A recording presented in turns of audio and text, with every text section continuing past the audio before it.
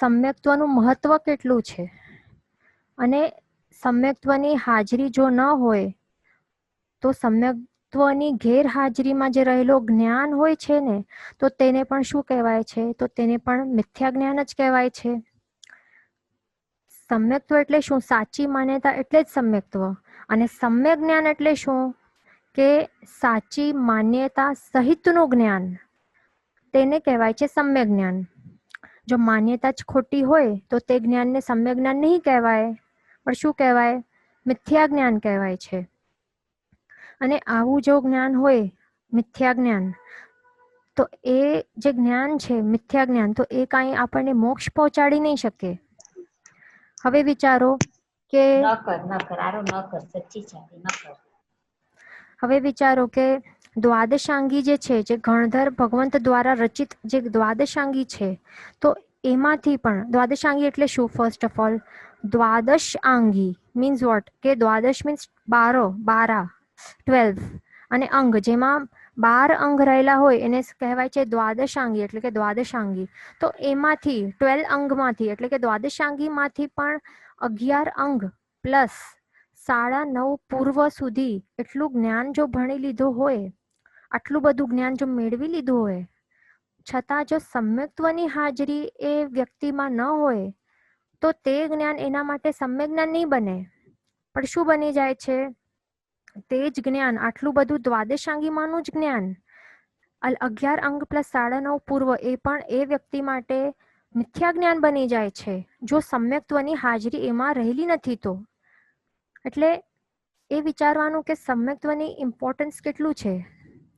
અને સમ્યક્ત્વની ગેરહાજરીમાં કરેલો જે ધર્મ આચરણ છે, જે પણ ધર્મ આચરણ છે ને, તો તે પણ સમ્યક ચારિત્ર નથી કહેવાતું, પણ તે આચરણ પણ મિથ્યા આચરણ કહેવાય છે. એટલા જ માટે તો જે પણ 12 વ્રત કે 5 મહાવ્રત જો સ્વીકારતા હોઈએ તો એનાથી પહેલા સમ્યક્ત્વનું વ્રત સ્વીકારવાનું હોય છે, અને પછી જ આ બધા જે વ્રતો હોય છે એમનું જ મૂલ્ય ગણાય છે. એટલે સમ્યક્ત્વ એ મૂળમાં હોવું આવશ્યક છે. અને સમ્યક્ત્વની પ્રાપ્તિ બાદ માત્ર અર્ધપૂદગલ પરાવર્તન કાળ ભમવાનું બાકી રહી જાય છે જીવો માટે. અને એટલે એ સમજી જવાનું કે મોક્ષ પ્રાપ્તિ તો તે નિશ્ચિત થઈ જાય છે. નિશ્ચિતપણે અર્ધપૂદગલ પરાવર્તન કાળની અંદર મોક્ષની પ્રાપ્તિ તો થઈ જ જાય છે.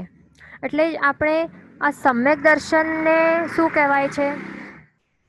સમ્યક દર્શનને કહેવાય છે કે એ અમૂલ્ય રત્ન છે. અને આ અમૂલ્ય રત્ન જે છે તો તે આપણા આત્મામાં જે રહેલું છે, બસ આપણને શું કરવાનું છે? એને સંપૂર્ણપણે પ્રગટ કરવાનું છે. સમ્યક દર્શન નામનો જે ગુણ છે, આપણા આત્માનું મહા મોટું ગુણ છે, તો તેને આપણને સંપૂર્ણપણે પ્રગટ કરવાનું છે.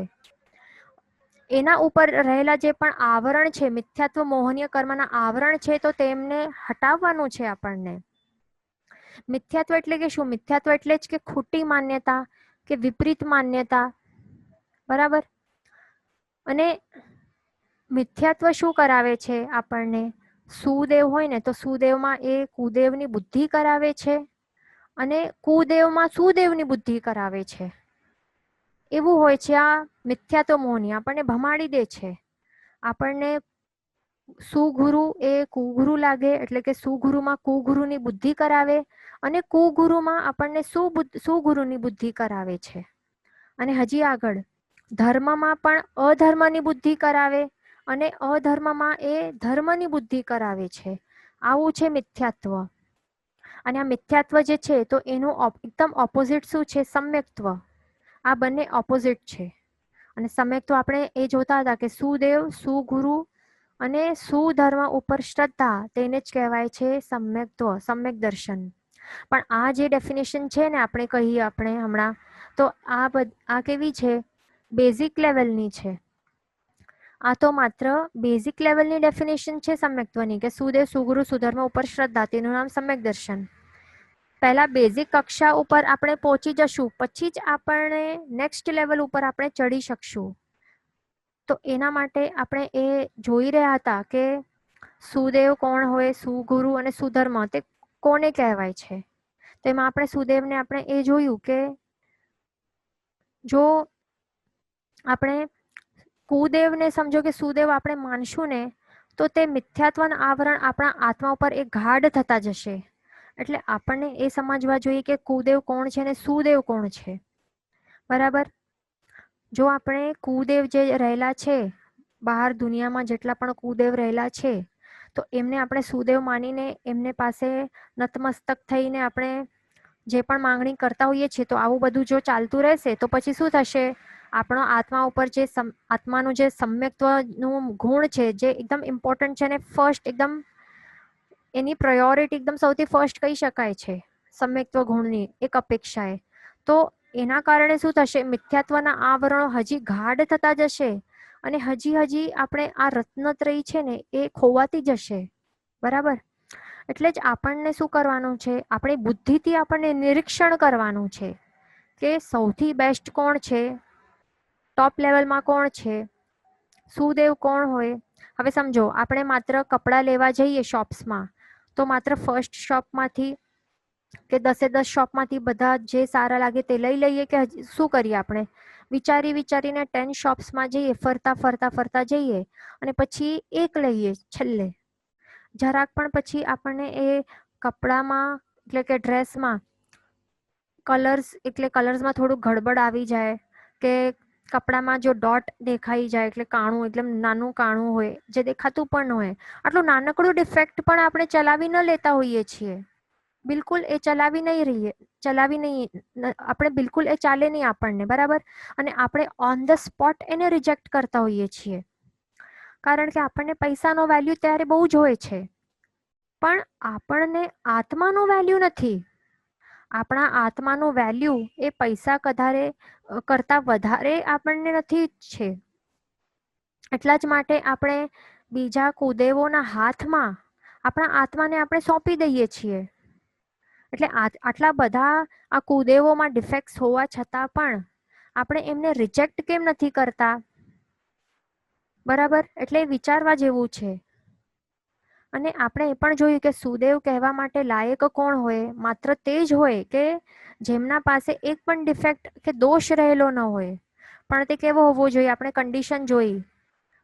આ કન્ડિશન જે ફૂલફિલ કરે તો તેને જ ભગવાન કહેવાય કે સુદેવ કહી શકાય. તો તે કન્ડિશન શું છે?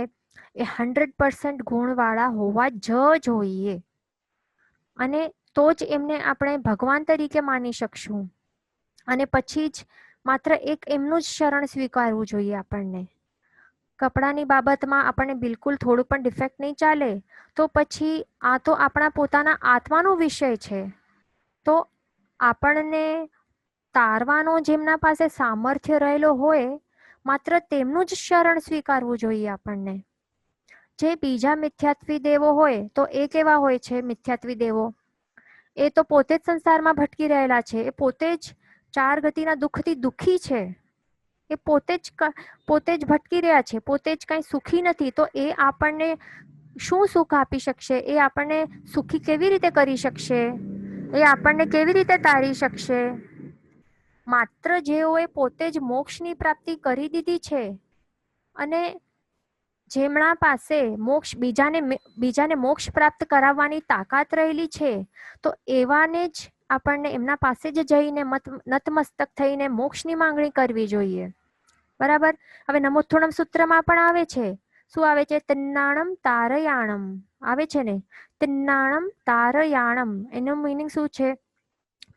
કે અહીંયા આપણે સુદેવની આપણે વ્યાખ્યા કરી કે એ કેવા હોવા જોઈએ. તો એના માટે જે કન્ડિશન છે તિન્નાણમ તારયાણમ એવા હોવા જોઈએ.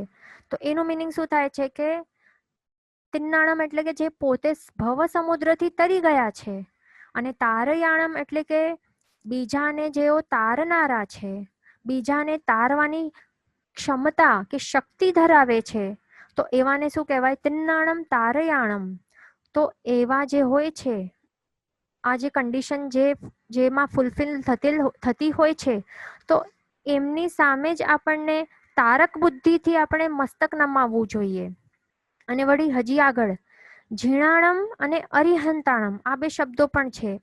તો એમાંથી આપણને શું ખબર પડે છે કે જે વિતરાગી અવસ્થાવાળા જે પરમાત્માઓ હોય તો તે જ પૂજ્ય હોવા જોઈએ. જેમાં સંપૂર્ણપણે ગુણો પ્રગટેલા હોય છે તો એ જ પૂજ્ય હોય છે, એમને જ ભગવાન કહેવાય. અને સંપૂર્ણ કર્મરહિત અવસ્થા તો તે જ પૂજવા યોગ્ય એવી અવસ્થા છે. એટલે તો આપણે ગૃહસ્થ કે છદમસ્ત અવસ્થામાં રહેલા જે પણ હોય છે, એટલે એમાં રહેલા ભગવાનના જીવને પણ આપણે પૂજા નથી કરતા, ગૃહસ્થ કે છદમસ્ત અવસ્થાવાળા. બરાબર. જ્યારે એ સંપૂર્ણપણે વિતરાગી થઈ જાય છે, સંપૂર્ણપણે કર્મથી રહિત થઈ જાય છે, તો તેવી જ અવસ્થા પૂજવા પણ યોગ્ય હોય છે. અને જેમની પાસે સ્ત્રી અથવા તો ધનરૂપી પરિગ્રહ જે ન રાખતા હોય, તો તેમને જ સાચા વિતરાગી કહેવાય છે. જેમની પાસે કોઈ પણ પ્રકારના શસ્ત્ર ન હોય, તો તે જ કેવા કહેવાય? સાચા શૂરવીર કહેવાય છે. બરાબર. અને એમને જ 100% ગુણવાળા અને 100% દોષ રહિત એવા પરમાત્મા એ જ પૂજ્ય, એટલે એ જ પૂજવા લાયક હોય, અને એમને જ ભગવાન માનવું જોઈએ. અને એમની સામે જ આપણને તારક બુદ્ધિથી મસ્તક નમાવવું જોઈએ. આપણે શૂરવીરતાની વાત કરી તો એમાં આવે છે પુરી સસિહાણમ. બરાબર. એમાં એટલે શું હોય છે? અર્યન ભગવાન કેવા છે? પુરુષોમાં સિંહ સમાન એટલા શૌર્યવાળા છે. બરાબર. એટલે એવા જ હોય છે, તો એમને સુદેવ કહેવાય છે. બરાબર. પછી આગળ સુગુરુ. તો હવે સુગુરુ એટલે કે શું? તો જે 5 મહાવ્રતધારી ગુરુ ભગવંતો હોય, અને જે અરિહંત ભગવાનના બધા જ આજ્ઞાઓને એ માનતા હોય છે અથવા તો સ્વીકારતા હોય છે, તો તેઓને જ સુગુરુ કહેવાય છે. બરાબર.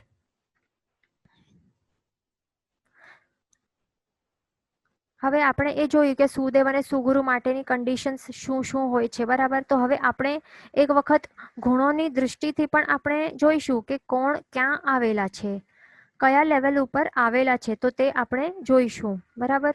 તો હવે સૌથી નીચેથી આપણે સ્ટાર્ટ કરીએ. જે લોએસ્ટ લેવલ પર રહેલા છે તેઓની વિશે આપણે જોઈશું કે સૌથી લોએસ્ટ લેવલમાં કોણ હોય છે? જે ગાઢ મિથ્યાત્વી જીવો હોય, જે અલ્પ મિથ્યાત્વી જીવો હોય, તો એવા ફર્સ્ટ ગુણ સ્થાનકે રહેલા હોય છે. તો એની અંદર કોણ કોણ આવે? જે પણ આપણને અહીંયા જે પણ દુનિયામાં જે પણ અલગ અલગ પ્રકારના મિથ્યાત્વી દેવી દેવતાઓ દેખાય છે, તો તે બધા જ અહીંયા આ ફર્સ્ટ ગુણ સ્થાનકમાં આવી જાય છે. બરાબર. એટલે જે પણ ગાઢ મિથ્યાત્વી, અલ્પ મિથ્યાત્વી એવા જે પણ હોય, તો તે ફર્સ્ટ ગુણ સ્થાનકમાં આવી જાય છે. પછી આગળ આપણે વાત કરીએ મિશ્ર દ્રષ્ટિની, તો એમાં જે જીનવાણીને એ સાચો પણ નહીં માને અને એ ખોટું પણ નહીં માને, તો એવા આવે છે ત્રીજા ગુણ સ્થાનક પર, એટલે થોડુંક હજી ઉપર લેવલ. પછી આવે છે ચોથો ગુણ સ્થાનક. ચોથો ગુણ સ્થાનક, તો એની અંદર કોણ કોણ આવે? તો જે પણ વ્રત નિયમ જે પણ લીધેલા હોય છે, જેમણે સ્વીકાર્યા હોય, એવા જે સમ્યક્ત્વી હોય છે, સોરી, જે પણ વ્રત નિયમ વગરના હોય છે ને, જે પણ સમ્યક્ત્વી જીવો, તે બધા આ ફોર્થ ગુણ સ્થાનકમાં એમનો સમાવેશ થાય છે. એટલે કે જે પણ અવિરત સમ્યક્ત્વી જીવો હોય છે, તો એમાં કોણ કોણ આવી શકે છે? જેમ કે જે સમ્યક દ્રષ્ટિ દેવો હોય છે, તો એ બધા અહીંયા આવી શકે છે. અને અહીંયા આપણે શું કહ્યું? અવિરત સમ્યક્ત્વી, એટલે કે જે પણ જે વિરતિ સ્વીકારી ન શકતા હોય, પણ છતાં એ સમ્યક દ્રષ્ટિવાળા હોય છે. જેમ કે શ્રેણિક મહારાજા, એમનું કેવું ઉદય હતું? એ વિરતિ સ્વીકારી ન શકતા હતા, તો તે પણ એમની અંદર એમનો સમાવેશ થઈ જાય છે. બરાબર. પછી હજી ઉપર આપણે જોઈએ તો હજી ઉપર કોણ જાય છે ગુણની દ્રષ્ટિથી? 5મા ગુણ સ્થાનકે જે નાના મોટા વ્રત નિયમ જે સ્વીકારી શકતા હોતા હોય છે, જે શ્રાવક શ્રાવિકા હોય છે, અને એ પણ કેવી રીતે? માત્ર દ્રવ્યથી ને, એટલે ઉપર ઉપર છલ્લો નહીં, પણ જેમણે ભાવપૂર્વક આ બધા વ્રત નિયમ સ્વીકારીને ભાવપૂર્વક એનું પાલન કરતા હોય છે, તો એવા જે શ્રાવક શ્રાવિકાઓ હોય છે, તો અહીંયા ઉપર એમનો 5મા ગુણ સ્થાનકે એમનું સ્થાન આવે છે.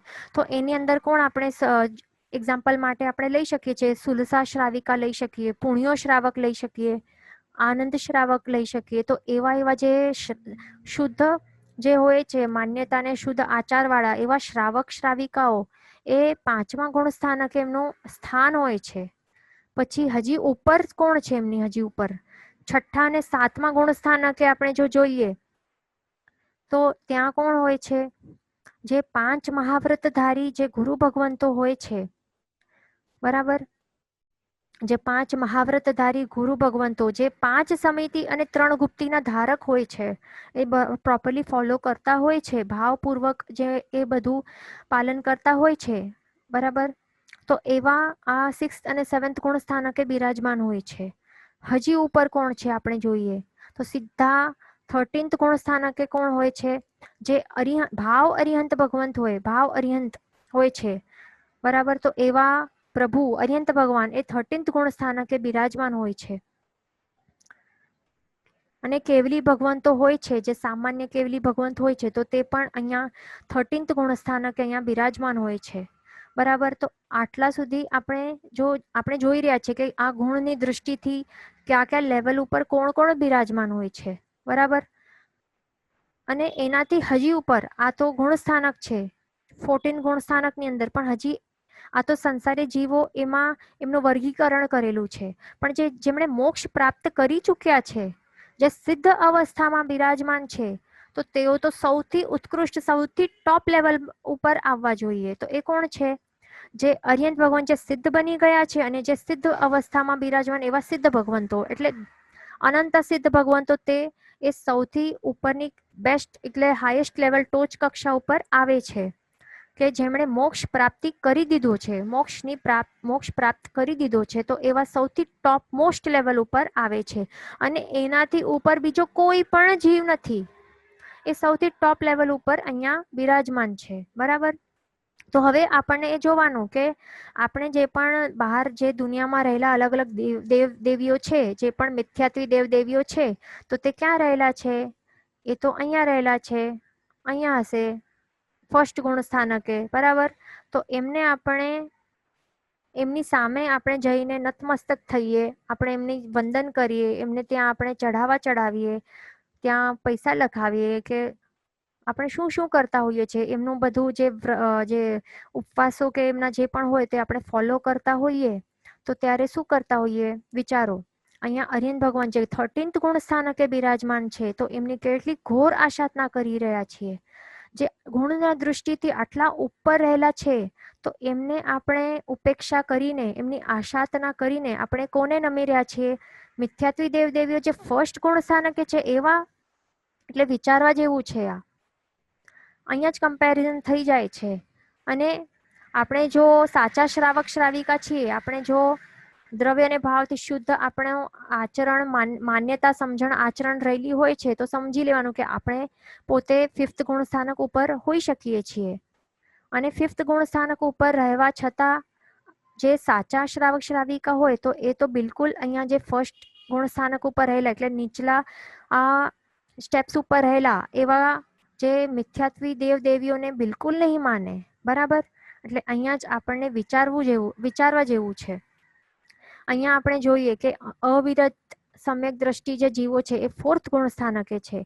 તો અહીંયા કોણ આવે છે? જે પણ સમ્યક દ્રષ્ટિ દેવદેવીઓ છે, જેમ કે દેરાસરમાં જેમને સ્થાન આપેલું છે, શાસન દેવદેવીઓ છે, ચક્રેશ્વરી વગેરે જે પણ દેવદેવીઓ છે, તો એમને પણ છોડીને આપણે અહીંયા જઈએ છીએ ફર્સ્ટ ગુણ સ્થાનકે રહેલા એવા મિથ્યાત્વી દેવદેવીઓ. એટલે વિચારો, આપણે બધા સાધર્મિક કહેવાય એવા જે 4th ગુણ સ્થાનકે બિરાજમાન એવા જે સમ્યક દ્રષ્ટિ દેવદેવીઓ છે, અધિષ્ઠાયક કે શાસન દેવદેવીઓ છે, એમની પણ આપણે કેટલી ઘોર આપણે આશાતના કરી રહ્યા છીએ.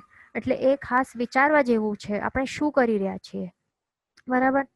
એટલે અહીંયા આપણે જોયું કે સંસારમાં ગુણ દ્રષ્ટિથી જીવોનું ક્રમ કેવું આવેલું છે. અને જે સિદ્ધ ભગવંત છે, જે અરિહંત અને બીજા સામાન્ય કેવલી ભગવંત, જેમણે સંપૂર્ણ કર્મોથી રહિત થઈ ગયા છે અને સિદ્ધ અવસ્થામાં હવે બિરાજમાન થઈ ગયા છે, તો એમને આપણને ભગવાન માનવું જોઈએ અને એ જ પૂજવા યોગ્ય હોય છે, બરાબર. અને એ પોતે જ મોક્ષ પ્રાપ્ત કરી દીધું છે, તો એમનામાં જ મોક્ષ પ્રાપ્ત કરવા માટેની તાકાત રહેલી હોય છે. બધાને મોક્ષ આપવા માટેની તાકાત એમનામાં રહેલી હોય છે. એટલે આપણને જો મોક્ષ એટલે જો ભગવાન તરીકે માનવાનું હોય, તો અહીંયા જે અરિહંત ભગવાન, સિદ્ધ ભગવંત હોય, તો એમને જ દેવ તરીકે, એમને જ સુદેવ તરીકે માનવા જોઈએ, બરાબર. અહીંયા ક્વેશ્ચન આવેલું છે કે આપણે કયા ગુણ સ્થાનકે છીએ. તો આપણને વિચારવું જોઈએ કે આપણામાં જો સાચી માન્યતા રહેલી હોય અને જે પણ નાના મોટા વ્રત ગ્રહણ કરેલા હોય, સ્વીકાર્ય હોય શ્રાવકના, એ પણ દ્રવ્યથી નહીં પણ ભાવપૂર્વક, તો જ આપણે 5th ગુણ સ્થાનકે આપણે વિચારી શકીએ છીએ. બરાબર, કે આપણે હોઈ શકીએ. નહીં તો વિચારી લેવાનું કે આપણે પણ ફર્સ્ટ ગુણ સ્થાનકે હોઈ શકીએ છીએ. અથવા તો મિશ્ર દૃષ્ટિ હોય કે આપણને જીનવાણી સાચી પણ લાગે અને ખોટી પણ નહીં લાગે, તો અહીંયા વિચારી લેવાનું. એટલે આપણને પોતાને જ આપણને વિચારવા જેવું છે. હવે અહીંયા બીજું ક્વેશ્ચન આવેલું છે કે ગાઢ મિથ્યા દૃષ્ટિ અને અલ્પ મિથ્યા દૃષ્ટિ જીવો કેવા હોઈ શકે છે? તો એમાં પણ ડિફરન્સ હોય છે. એટલે એમાં પણ ડિફરન્સ, એટલે ગુણના દ્રષ્ટિથી આપણે ડિફરન્શિએટ કરી શકીએ છીએ એમને. તો જે અલ્પ મિથ્યા દૃષ્ટિ હોય ને, તો એની અંદર ભવ્ય જીવો આવે છે. જે ભવી જીવો હોય છે ને, તો તે અહીંયા આવે. પણ જે ગાઢ મિથ્યા દૃષ્ટિ હોય છે, તો એની અંદર અભવી જીવો આવે છે. બરાબર, અભવી જીવો આવે છે અને ભવી જીવો પણ આવી શકે છે, જેમના ઉપર ગાઢ કર્મના બંધ હોય છે, તો એવા.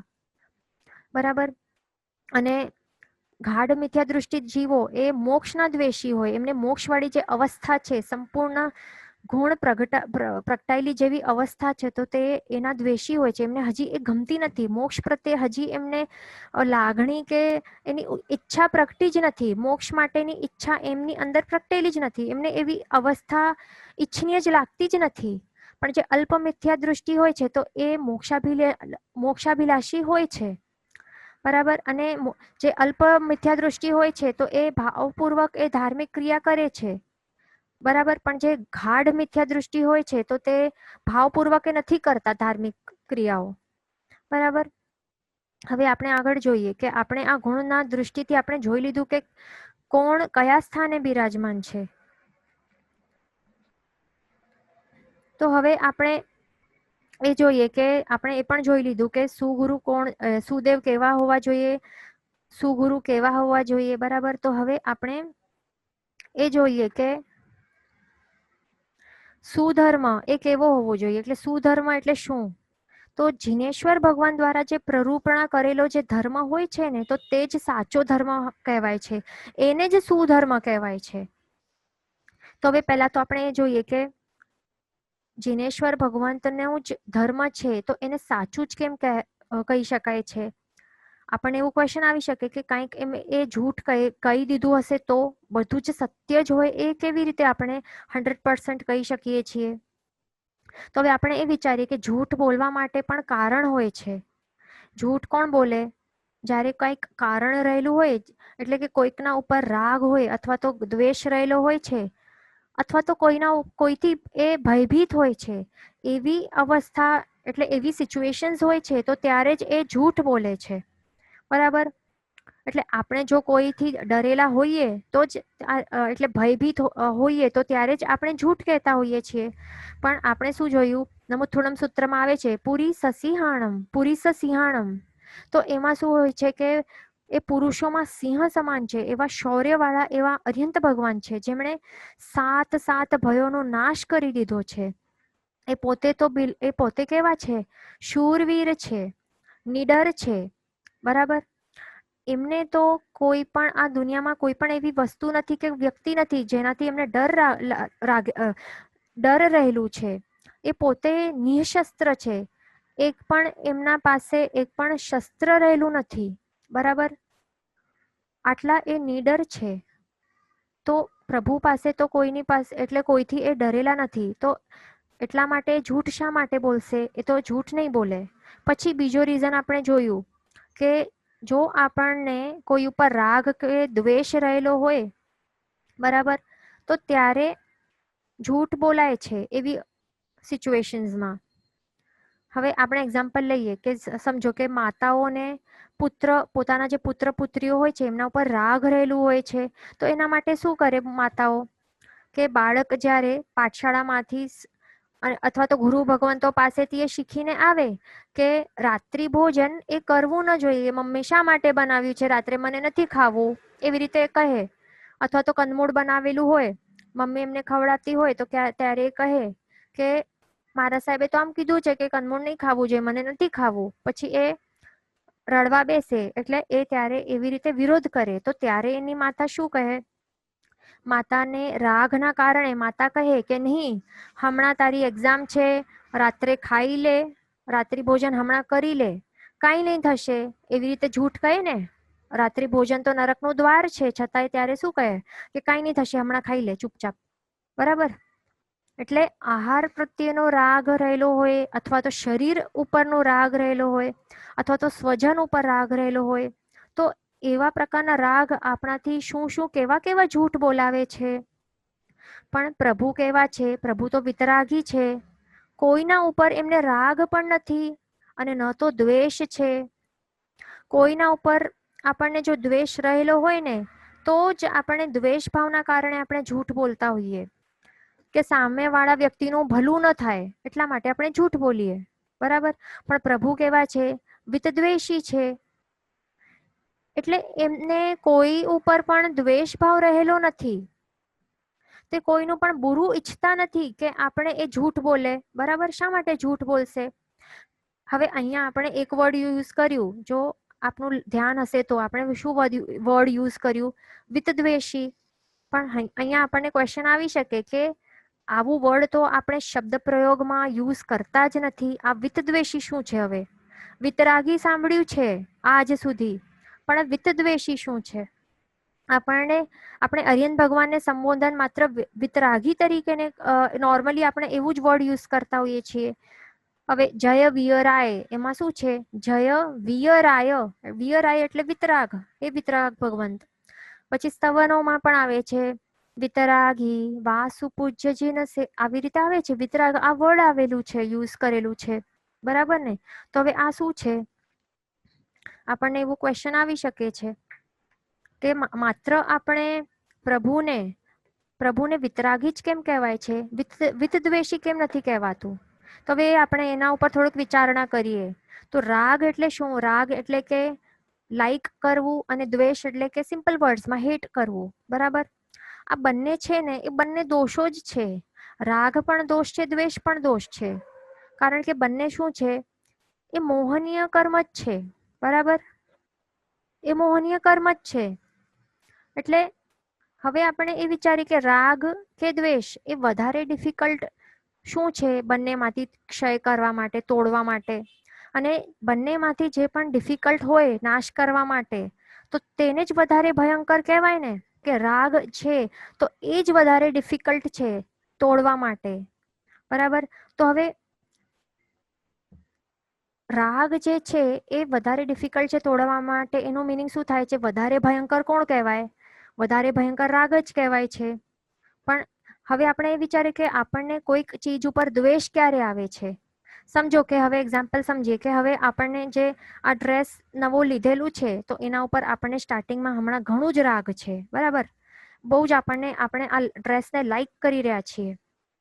પણ જ્યારે આપણે માર્કેટમાં જોઈએ કે ટીવીમાં જોઈએ કે નવી ફેશન, નવી સ્ટાઇલ વાળા આવો ડ્રેસ નીકળ્યો છે, તો પછી ત્યારે શું થાય છે? આ જે પહેરેલું છે, જે ન્યૂ ડ્રેસ પહેલા આપણને જેના ઉપર રાગ હતું, તો હવે એ રાગ કન્વર્ટ થઈ જાય છે અને આ જૂનું લાગે છે, કારણ કે હવે ન્યૂ ફેશન વાળું નીકળી ગયું છે. એટલે હવે આ જ ડ્રેસ ઉપર આપણને હવે દ્વેષનો ભાવ આવી જાય છે અને જે લેટેસ્ટ ફેશન વાળા ડ્રેસ ઉપર આપણને રાગ થઈ જાય છે. બરાબર ને? એટલે અહીંયા દ્વેષ છે એ ક્યાંથી જન્મ પામ્યું? વિચારો. હવે બીજું એક્ઝામ્પલ લઈએ. એક વ્યક્તિ આપણને બહુ જ ગમતી હોય છે, ઘણી જ પ્રિય હોય છે, એના ઉપર આપણને ઘણું જ રાગ રહેલું હોય છે.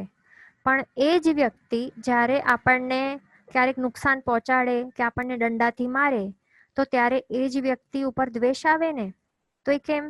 કારણ કે આપણને શરીર ઉપર રાગ રહેલો છે. પોતાનું જે આપણને જે લાગે છે કે આ પોતાનું શરીર છે, પોતાને મળેલું જે શરીર છે એના ઉપર રાગ રહેલું છે. એના કારણે આપણને આ સામેવાળી વ્યક્તિ ઉપર જે રાગ આવેલું હતું તો એના ઉપર હવે દ્વેષ ભાવ એટલે એ કન્વર્ટ થઈ જાય છે. બરાબર ને? એટલે જે દ્વેષ છે તો એટલે આ બધા એક્ઝામ્પલ્સ આપણે એવી રીતે પ્રૂવ કરી શકીએ છીએ અને ઘણા બધા એક્ઝામ્પલ્સ અલગ અલગ આપ જો વિચારો ઊંડાણપૂર્વક, તો કોઈ પણ ચીજ કે વ્યક્તિ ઉપર દ્વેષ થવાનું કારણ તો પહેલા રાગ જ હોય છે. એટલે રાગ જે છે ને તો એ જ દ્વેષને જન્મ આપે છે. રાગ એ બાપ છે દ્વેષનો. રાગથી જ દ્વેષનો જન્મ થાય છે.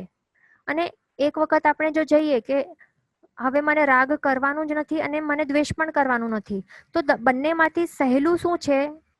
સહેલું છે દ્વેષ નહીં કરવું. એ એકવાર બહુ સહેલું થઈ શકે છે, દેટ ઇઝ પોસિબલ.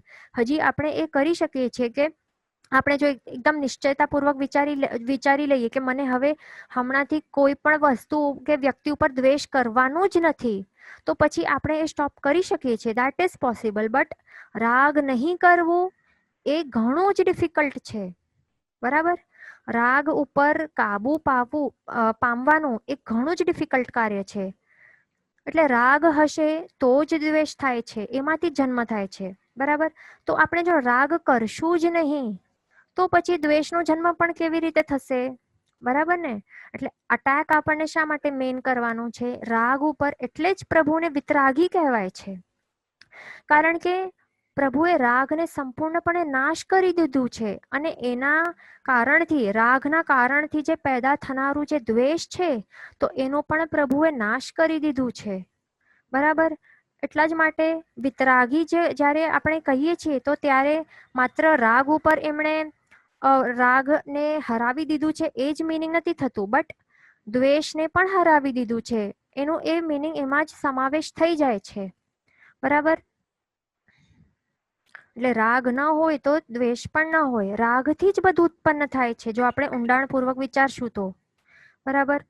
એટલે અહીંયા આપણે જોઈ લીધું કે સુદેવ, સુગુરુ અને સુધર્મ એટલે શું હોય છે. બરાબર?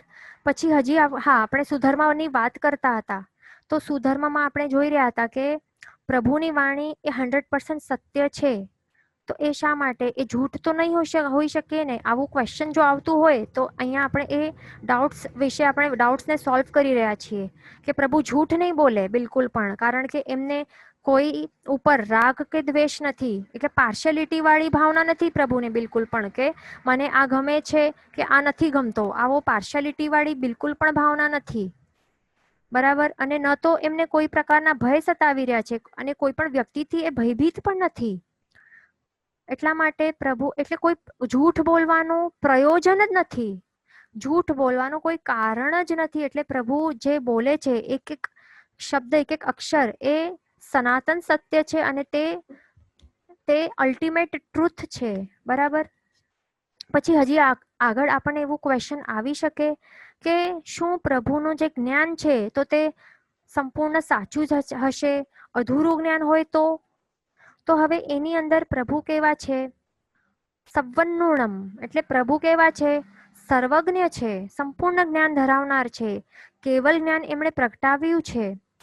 અને સિદ્ધ અવસ્થામાં તે કેવી રીતે બિરાજમાન છે? અનંત જ્ઞાન, અનંત દર્શનની થી એ બધું જ જાણી રહ્યા છે ને જોઈ રહ્યા છે. એટલે એ બધું જ જે પણ 14 રાજલોકમાં જે ચાલી રહ્યું છે તે બધું જ ચીજો અને વસ્તુઓને એ જાણે છે. અને જ્યારે એ સંસારમાં હતા ભાવ અરિહંત રૂપે, તો ત્યારે પણ જ્યારે એમને કેવલ જ્ઞાન પ્રગટ થયું હતું ત્યારે પણ એ બધું જાણી શકતા હતા અને જોઈ શકતા હતા. ત્યારે એ સર્વજ્ઞ એટલે જ પ્રભુને કહેવાય છે. એટલે કાંઈ પણ જ્ઞાન પ્રભુએ જે પ્રરૂપણા કરેલી છે તો જરા પણ એ અધૂરું નથી. એવી શંકા આપણે મનમાં જો હોય એ બિલકુલ કાઢી દેવાની છે. બરાબર? હવે ધર્મ એટલે શું? એટલે પ્રભુની જે આજ્ઞા છે તો તે જ ધર્મ કહેવાય છે. એટલે પ્રભુએ કેવલ જ્ઞાન દ્વારા બધું વિશ્વમાં જે પણ નવતત્વો છે એમના સ્વરૂપ જોયા છે. જીવ અને સંસાર કેવું, એનું જે રાઈટ સ્વરૂપ કેવું છે, યથાર્થ સ્વરૂપ કેવું છે, તો તે જોયું છે, જાણ્યું છે અને જેવું છે તેવું જ આપણને બતાવ્યું છે. અને આપણને મોક્ષ માર્ગની પ્રરૂપણા કરેલી છે. બરાબર? એટલે પ્રભુએ જે આજ્ઞા કરેલી છે તો તે જ ધર્મ કહેવાય છે. ધર્મ એટલે શું? પ્રભુની આજ્ઞા તે જ ધર્મ છે. જીન પ્રણિત જે તત્વ છે તો તે જ ધર્મ છે. આ બધા ધર્મની વ્યાખ્યાઓ છે. પ્રભુની આજ્ઞા એ ધર્મ અને જીન પ્રણિત તત્વ તો તે જ ધર્મ કહેવાય છે. બરાબર? જે દુર્ગતિમાં આપણને જવા ન દે, જે દુર્ગતિમાં પડતા આપણને ધારી રાખે, તો એને જ ધર્મ કહેવાય છે. બરાબર? એટલે આપણે જોયું કે સુદેવ, સુગુરુ અને સુધર્મ એટલે કે શું હોય છે. બરાબર? તો હવે આપણે સમ્યક દર્શનની વ્યાખ્યા કરતા હતા કે સુદેવ સુગુરુ સુધર્મ ઉપર શ્રદ્ધા તેનું જ નામ સમ્યક દર્શન. તો હવે શ્રદ્ધા પણ આ એક વર્ડ આવ્યું છે, તો શ્રદ્ધા પણ કેવી હોવી જોઈએ કે જો આપણને બુદ્ધિમાં ભલે પ્રભુના જે વચન છે તો એક વખત જો ભલે આપણને બુદ્ધિમાં ન બેસે, ન સમજાય, કારણ કે આપણે જ્ઞાનાવર્ણ્ય ભારે કર્મી છે, બરાબર. જ્ઞાનાવર્ણ્ય કર્મના ઘણા આવરણ રહેલા છે, એટલા માટે આપણને એવું પણ બની શકે છે કે આપણને લોજિકલી તેનું સમજ નહીં પડે, પણ છતાં આપણને લોજિકમાં આપણને બહુ ઊંડું પડવું ન જોઈએ, કારણ કે એમાં શું થઈ શકે છે, આપણી બુદ્ધિ આટલી વિકસિત નથી, કારણ કે જ્ઞાનાવર્ણ્ય કર્મના આવરણ છે. આપણે અર્થનો અનર્થ પણ કરી શકીએ છીએ, બરાબર. એટલે ખોટું અર્થ પણ આપણે કાઢી શકીએ છીએ જીન વચનના. એટલે આપણને બહુ પણ એવું જ આપણને જડતા ન હોવી જોઈએ કે બધું જ મને લોજિકલી હું પ્રૂવ કરીશ પછી જ હું પ્રભુના વચનને માનીશ. એવું આપણું આ જકારપૂર્વકનું આ એવું જડતા એટલે કે અભિનિવેશ ન હોવું જોઈએ, આગ્રહ ન હોવું જોઈએ, બરાબર. કે બધું જ પ્રભુના એક એક વચનને હું બધું જ પ્રૂવ કરીશ, બધું જ હું સાયન્ટિફિકલી પ્રૂવ કરીશ, મારી આંખોથી જોઈશ, બધું જ પ્રૂવ થઈ જશે એક એક વચન પછી જ હું એને માનીશ. એવું આગ્રહ હોવું જ ન જોઈએ, કારણ કે આપણામાં આવી ક્ષમતા જ નથી. લોજિકલી આપણે બધું પ્રૂવ કરી શકીએ એવી પણ આપણામાં કે જે ઇન્સ્ટ્રુમેન્ટ્સ છે એની અંદર પણ ક્ષમતા રહેલી નથી. આપણી આખી જિંદગી નીકળી જશે પ્રૂવ કરતા કરતા, પણ છતાંય એ પ્રૂફ કરી શકવાના નથી. એટલે લોજિકમાં બહુ જવું ન જોઈએ, બુદ્ધિમાં આપણે બહુ પણ જવું ન જોઈએ, બરાબર. શ્રદ્ધા એને જ કહેવાય છે કે જે પ્રભુના વચનો છે બધા જ આપણને કંઈક, એટલે 100 છે વચનો, સમજો તો 100 બધા જ આપણને બુદ્ધિમાં બેસવાના પણ નથી અને ક્યારેક એ સમજાય પણ નહીં, આટલા લેવલનું ઉપર હોય છે. તોય શ્રદ્ધા કેવી હોય, તોય એ તૂટે નહીં, એનું જ નામ શ્રદ્ધા હોય છે, બરાબર. તો આ હાઈ લેવલની શ્રદ્ધા, આવી દૃઢ શ્રદ્ધા હોય છે, તો જો સુદેવ સુગુરુ સુધર્મ ઉપર રહેલી હશે તો જ કહેવાશે કે સમ્યક દર્શન આપણામાં હોઈ શકે છે. અને હા, આ તો હજી આપણે બેઝિક વ્યાખ્યા કરી રહ્યા છીએ સમ્યક દર્શનની, કે સુદેવ સુગુરુ સુધર્મ ઉપર શ્રદ્ધા તેનું નામ સમ્યક દર્શન. એ તો માત્ર પ્રાથમિક કક્ષાના જીવો માટે રહેલી છે આ વ્યાખ્યા. હજી અને આ કયા જીવ માટે છે કે જેમણે આધ્યાત્મિક ક્ષેત્રમાં હજી પ્રવેશ કરવાનું છે, તો એવા જીવો માટે આ પ્રાથમિક વ્યાખ્યા છે, એટલે બેઝિક લેવલની વ્યાખ્યા છે. જો એ આ પાર કરશે પછી હજી આગળ એ વધી શકશે. અને હજી આગળ આપણે જો જઈશું કે સમ્યક્ત્વ એટલે શું, તો તે આપણે જોઈએ કે હજી હાઈ લેવલનું જે રિયલ જે સમ્યક દર્શન કહેવાય છે તો એ શું છે. પહેલા તો એના માટે આપણે આ બેઝિક લેવલ પાર કરવાનું જરૂરી હતું, એટલા માટે આપણે સુદેવ સુગુરુ સુધર્મ ઉપર શ્રદ્ધા, તો તે શું એનું આપણે વિચારણા કરી, બરાબર. પણ આપણને એવું જ માત્ર સમજીને ખુશ નહીં થઈ જવાનું કે સુદેવ સુગુરુ સુધર્મ ઉપર શ્રદ્ધા મને તો છે એટલે હું સમ્યક્તિ છું, બસ, હવે મને કાંઈ ચિંતા નથી. તો આવું નથી. આપણને આવી જો શ્રદ્ધા હોય તો એ શ્રદ્ધા કેવી કહેવાય, માત્ર ઉપર છલ્લી કહી શકાય છે. હજી શ્રદ્ધા હજી જામેલી ન કહેવાય, આ માત્ર બેઝિક કક્ષાની કહેવાય છે. તો કેમ?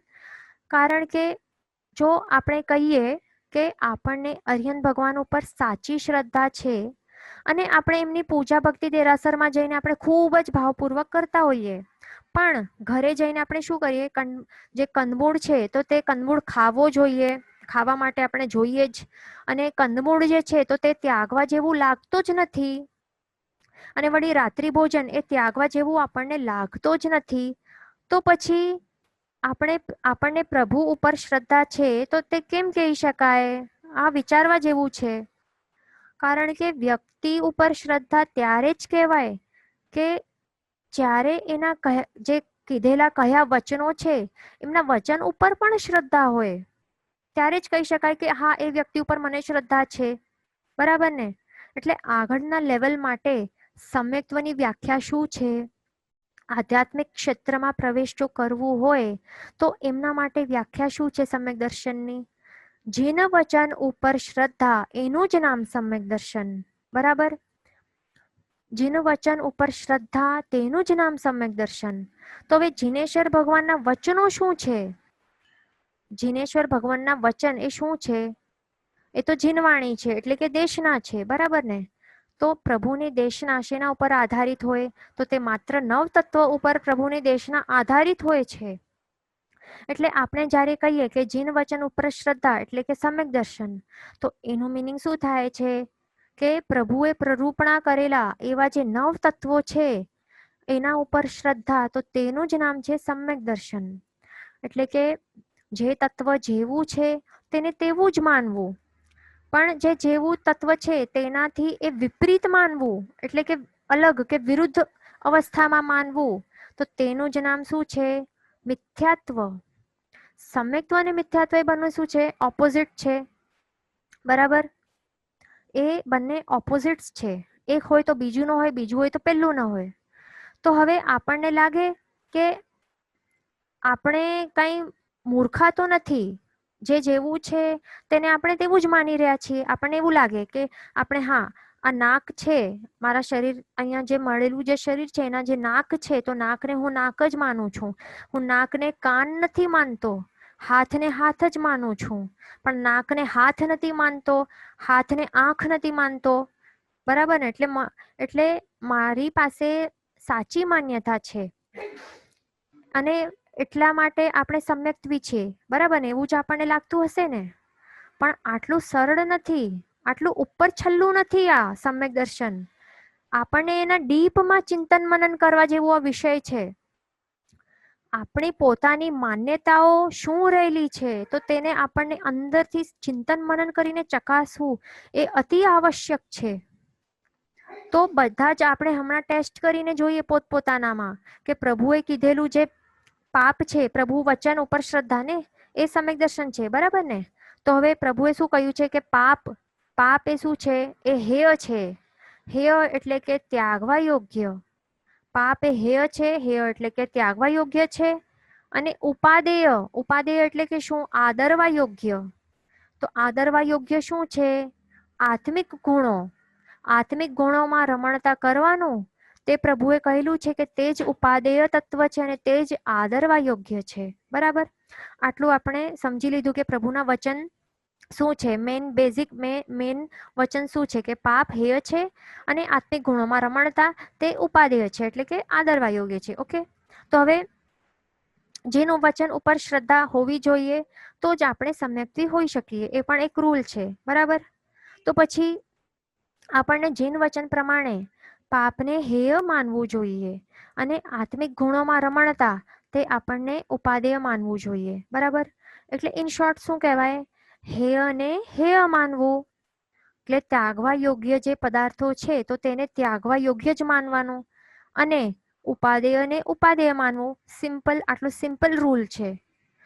બરાબર? તો તે જ સમ્યક્ત્વ છે. પણ જો આપણે હેય અને ઉપાદેય માનીએ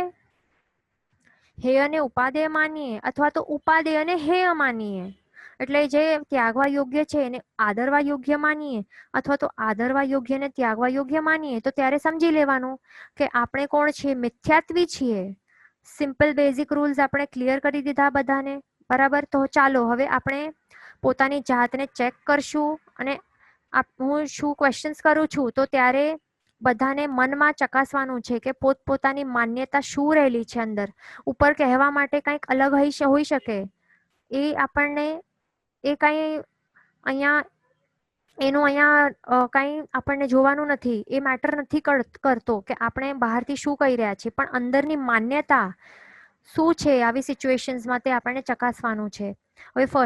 હવે સમર સિઝન આવે તો એની અંદર આપણને અભક્ષ્ય એવી આઈસ્ક્રીમ તો તે ખાવા જેવી લાગે છે.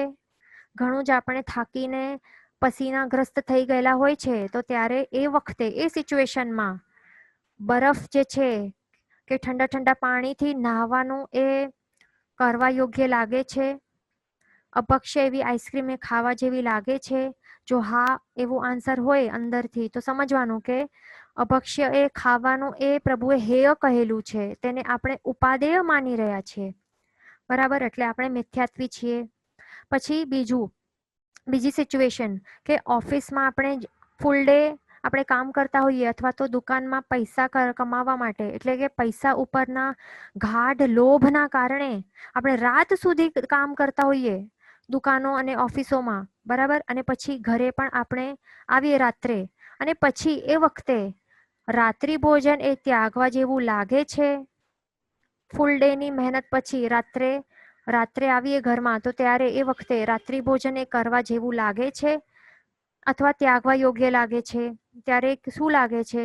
જો હા લાગે, આન્સર હા હોય, તો પછી રાત્રિ ભોજન એ હેય છે, એટલે કે ત્યાગવા યોગ્ય વસ્તુ છે. તો જો આપણે એને ઉપાદેય માનીએ છીએ, એટલે કે કરવા યોગ્ય માનીએ છીએ, માન્યતા આપણી એ વખતે જો એ સિચ્યુએશનમાં એવી રહેલી હોય, તો પછી સમજી લેવાનું કે આપણી માન્યતા એ વિપરીત છે. એટલે આપણે શું છીએ? આપણે મિથ્યાત્વી છીએ, હેન્સ પ્રૂવડ. બરાબર. એટલે અહીંયા આપણને પોતાને ચકાસવાનું છે દરેક બાબતોમાં, કે પ્રભુની આજ્ઞા શું છે અને શું આપણી માન્યતા એ પ્રમાણે રહેલી છે કે નહીં, એ આપણને ચેક કરતા જોવાનું છે. બરાબર. પછી હજી આગળ આપણે એ પણ જોઈ શકીએ કે પ્રભુએ શું કહ્યું છે કે ક્ષમા. તો ક્ષમા કેવી છે? ક્ષમા એ આપણને ગુણ લાગે છે કે દોષ લાગે છે? કોઈક વ્યક્તિ, સમજો સંસારમાં કોઈક એવું વ્યક્તિ આવી જાય કે જેમણે આપણને એટલે પૈસા તો ખાઈ જ દીધા છે, આપણા ઘણા બધા લાખો રૂપિયા એને હજમ કરી દીધા છે, અને પાછો આપતો જ નથી. ઘણા વર્ષ થઈ ગયા છતાં એ પાછો આપતો જ નથી. અને એ જ વ્યક્તિ સામો ઉભો રહીને આપણને જો ગાળો બોલે, તો પછી આપણને એ વખતે એ સિચ્યુએશનમાં સાચું બોલો બધાને શું થાય છે? એ વખતે કરવા યોગ્ય શું લાગે છે? એ વખતે એ જ વ્યક્તિને જેણે આપણા લાખો રૂપિયા હજમ કરી દીધા છે, ને એ જ વ્યક્તિ એકદમ ખરાબ અપશબ્દો આપી રહ્યો છે બધાની સમક્ષ આપણને, એ વખતે કરવા જેવું શું લાગે છે વ્યક્તિને? ક્ષમા કરવા યોગ્ય લાગે છે? અથવા આ વ્યક્તિ ઉપર ક્રોધ કરવા જેવો લાગે છે? જો આન્સર હોય કે ક્રોધ તો ત્યારે આવી જ જાય, એટલે ક્રોધ કરવા જેવો જ લાગે છે મને, ક્રોધ નહીં કરશું તો દુનિયા શું કહેશે આપણને? ક્રોધ કર્યા વગર આપણે જીવી જ ન શકીએ, ક્રોધ તો કરવા જેવું જ છે. જો ક્રોધ ન કરીએ તો ઘરમાં રહેલા જે પણ સેવકો છે એ કામ નહીં કરશે, કોઈ આપણું સાંભળશે નહીં. જો આપણી આવી માન્યતા હોય કે ક્રોધ એ કરવા યોગ્ય જ છે, તો સમજી લેવાનું કે આપણે મિથ્યાત્વી છીએ. બરાબર.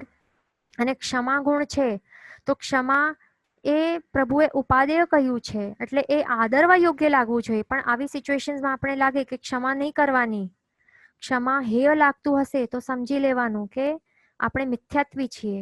પછી હજી આગળ આપણે જોઈએ અભિમાન. તો અભિમાન જો આપણને કરવા યોગ્ય લાગતું હોય, સામેવાળો જે નાનો કોઈ વ્યક્તિ હોય, આપણા ફાઇનાન્શિયલ સ્ટેટસમાં જો આપણે કમ્પેર કરીએ તો એ આપણાથી થોડુંક નીચે હોય, અને એ આપણી સમક્ષ આવીને ભલે સત્યવાણી કરે, એટલે કંઈક સાચું કહી દે, કે સાચું પણ ન કહે, ભલે આપણે સંભળાવી દે કંઈક, તો ત્યારે આપણને શું લાગે? એ વખતે એ સિચ્યુએશનની અંદર એ સેકન્ડે આપણી માન્યતા શું રહેલી હોય અંદરથી, ત્યારે આપણને શું કરવા જેવું લાગે? અભિમાન કરવા જેવું લાગે ને? એ વખતે આપણને નમ્રતા ત્યાગવા યોગ્ય લાગે છે ને? બરાબર ને? કે આ વ્યક્તિએ એની શું પોઝિશન છે કે મને આવું બધું કહી શકે છે? બરાબર. એટલે આપણને એ વખતે સામેવાળા વ્યક્તિ સામે આપણને નમ્રતા એ કેળવવા યોગ્ય નથી લાગતી, પણ નમ્રતા એ ત્યાગવા યોગ્ય લાગે છે. ભલે આપણે ખોટા હોઈએ છીએ છતાં આપણને નમવા તૈયાર નથી. એ વખતે નમ્રતા ગુણ એ ત્યાગવા યોગ્ય લાગે છે, અને અભિમાન એ કરવા યોગ્ય લાગે છે. એટલે સમજી લેવાનું કે આપણે મિથ્યાત્વી છીએ. હજી આગળ બિઝનેસમાં પણ આપણે પ્રોફિટ જો કરવાનું હોય, તો આપણે શું માન્યતા હોય કે જો પ્રોફિટ જોઈએ, જો પૈસા કમાવા હોય, જો માર્કેટમાં ટકવાનું છે, જો દુનિયામાં હોશિયાર વ્યક્તિ તરીકે જો સિદ્ધિ પ્રાપ્ત કરવાની હોય, તો માયા એ કરવી જ જોઈએ. માયા, ચાલાકી, ચાલાક બુદ્ધિ એટલે બહુ ચાલાકી, કૂડ કપટ એ કરવા જેવા જ છે. જો આવી માન્યતા આપણી રહેલી હોય, તો સમજી લેવાનું કે મિથ્યાત્વી છીએ. અને જો એવી માન્યતા હોય કે સરળતા એ ગુણ છે, એ ત્યાગવા એ ગુણ જ નહીં લાગતો હોય કેટલાકને. આ સૌથી એક વિચારવા જેવું એક પોઈન્ટ છે કે સરળતા જે છે ને, તો બધાને શું કોમનલી જનરલી બધાની માન્યતા શું રહેલી હોય કે સરળતા આ ગુણ જ નથી, સરળતા આ તો દોષ છે, સરળતા આ ત્યાગવા યોગ્ય છે. જો સરળ વ્યક્તિને બધા શું કહે? આ તો બોગો છે. બરાબર. મૂર્ખ છે એવું એવું કહેતા હોય, સરળતા આપણને એ કરવા યોગ્ય જ લાગતી નથી. આપણે શું લાગે, જો આ દુનિયામાં રહેવાનું છે તો માયા તો કરવી જ પડશે, સરળતાને તો ત્યાગવું જ પડશે. જો આવી આવી માન્યતા હશે તો સિમ્પલ છે, સમજી લેવાનું છે કે આપણે કેવા છીએ, સમ્યક દર્શન આપણામાં નથી અને આપણે મિથ્યાત્વી છીએ. હજી આગળ આપણે જોઈએ. હવે લોભ એટલે કે મમત્વ કે મારાપણાનો ભાવ. જો આપણને મારાપણા, મમત્વ અને મારાપણાનો ભાવ એ કરવા યોગ્ય જો લાગતો હોય ને વસ્તુ અને વ્યક્તિઓ ઉપર, તો સમજી લેવાનું આપણે મિથ્યાત્વી છીએ. સિમ્પલ. પ્રભુએ શું કીધું છે કે 9 તત્વોમાંથી જીવ અને અજીવ તત્વને શું કહ્યું છે, જ્ઞેય તત્વો છે, એટલે કે જાણવા યોગ્ય છે. જીવ અને અજીવનું સાચું સ્વરૂપ આપણને એ જાણવા યોગ્ય છે. અને એ જાણ્યા બાદ, બંનેના સ્વરૂપને જાણ્યા બાદ જીવ અને અજીવને પોતપોતાના જે સાચા સ્વરૂપમાં જ આપણને સ્વીકારવાનું છે. તો તે જ સમ્યક દર્શન છે. તો જીવ તે કોણ છે? જીવ તો આત્મા છે. અને અજીવ કોણ છે? તો અજીવ એ જે પણ આંખેથી આપણને દેખાય છે ને, આસપાસ દ્રષ્ટિ ફરાવીને જો જે પણ દેખાય છે તે બધું જ જળ અને પૂતગલ દ્રવ્યોથી બનેલું છે. એટલે પૂતગલોથી બનેલા પદાર્થો કેવા છે? પ્રભુએ કીધું છે એ નાશવંત છે, ક્ષણભંગુર છે, ક્ષણિક છે. તો આ શરીર છે તો તે પણ નાશવંત છે, યુવાની છે તે પણ ક્ષણિક છે. એટલે પ્રભુએ આ જ્ઞેય તત્વોના સાચા સ્વરૂપને આપણને ઓળખવા કહ્યું છે અને એમના સાચા સ્વરૂપને ઓળખાણ આપણને કરાવી પણ છે. બરાબર. પણ આપણી માન્યતા જો એવી રીતે રહેલી હશે કે હું એટલે જીવ, હું એટલે આત્મા, તે નહીં, પણ હું એટલે આ શરીર. જો આપણી આવી વિરુદ્ધ માન્યતા હશે તો પછી સમજી લેવાનું કે આપણામાં સમ્યક્ત્વ નથી અને આપણે મહામિથ્યાત્વી છીએ. આ શરીર ઉપર જો મારાપણાનો ભાવ ગાઢ રાગ રહેલું હશે તો પછી સમજી લેવાનું કે આપણે મિથ્યાત્વી છીએ. કારણ કે પ્રભુએ કીધું છે કે રાગ, મમત્વ ભાવ, લોભ, આસક્તિ તે કેવા છે? એ હેય છે, ત્યાગવા યોગ્ય છે. પણ આપણી માન્યતા એ જ છે ને કે શરીર ઉપરનો રાગ અને શરીર ઉપર મારાપણાનો ભાવ, તો તે તો કરવા યોગ્ય જ છે. બરાબર. કોઈ પણ સિચ્યુએશનમાં આપણે જોઈશું તો બધી જ પ્રવૃત્તિઓ, સંસારી પ્રવૃત્તિઓ એ શરીરને પ્રધાનતા આપીને જ આપણે કરતા હોઈએ છીએ. એટલે કે રાગ અને મારાપણાનો જે ભાવ છે તો એને આપણે શું માની રહ્યા છીએ? ઉપાદેય માની રહ્યા છીએ, એટલે કે કરવા યોગ્ય માની રહ્યા છીએ. પણ તેમને આપણે હેય એટલે કે ત્યાગવા યોગ્ય જ માની નથી રહ્યા. તો અહીંયા આપણે પ્રૂવ ઇઝીલી થાય જ છે કે હજી આપણે મિથ્યાત્વી જીવો તો છીએ જ. બરાબર. આપણે સમ્યક્ત્વી નથી. એટલે અહીંયા આપણને પોતાની જાતને ખૂબ જ ચકાસવાનું, ચિંતન મનન કરવા માટે બેસવું જરૂરી છે. આત્મચિંતન કરવા માટે બેસવું જરૂરી છે કે આપણી માન્યતા અંદરની સાચી માન્યતા શું રહેલી છે. આપણે બીજા વ્યક્તિને શું કહી રહ્યા છે that doesn't matter at all. પણ અંદરથી માન્યતા, belief, what is your belief, what do you believe in. તો એ બિલીફ જે છે એ રાઈટ છે કે રોંગ છે, પ્રભુના વચનો પ્રમાણે છે કે એમના વિરુદ્ધ છે. તો એ જ ડિસાઇડિંગ ફેક્ટર છે કે આપણે સમ્યક્ત્વી જીવ છીએ કે મિથ્યાત્વી જીવ છીએ. એટલે આપણને બધાને બેસવાનું અને શાંતિપૂર્વક આ વિચારવાનું ખાસ જરૂરી છે. અને એ જ આપણને 1 વીક સુધી આ કરવાનું છે. અને નેક્સ્ટ વીક સુધી આ વિચારીને આવજો બધા કે આપણે કોણ છીએ, કઈ કક્ષાએ બિરાજમાન છીએ. ગુણ દૃષ્ટિથી આપણે ફર્સ્ટ ગુણ સ્થાનક પર બિરાજમાન છીએ કે વળી આપણે 5મા કે 4થા ગુણ સ્થાનક ઉપર બિરાજમાન છે. તો તે પોતે પોતાને જ આપણને વિચારવાનું છે. બરાબર. એટલે એ જ આપણું હોમવર્ક છે. આત્મચિંતન એ જ આપણું હોમવર્ક લાઈફ ટાઈમ સુધી હોવું જોઈએ. બરાબર. આજે જ હું આપ બધાને હોમવર્ક આપી દઉં છું કે લાઈફ ટાઈમ સુધી આ હોમવર્ક કરતા રહેવાનું છે. બરાબર. જીન વચન વિરુદ્ધ બોલાયું હોય તો મિચ્છામી ડુક્કડમ. સર્વમંગલ માંગલ્યમ સર્વ કલ્યાણ કારણમ પ્રધાનમ સર્વ ધર્માણામ જૈનમ જયતિ શાસનમ.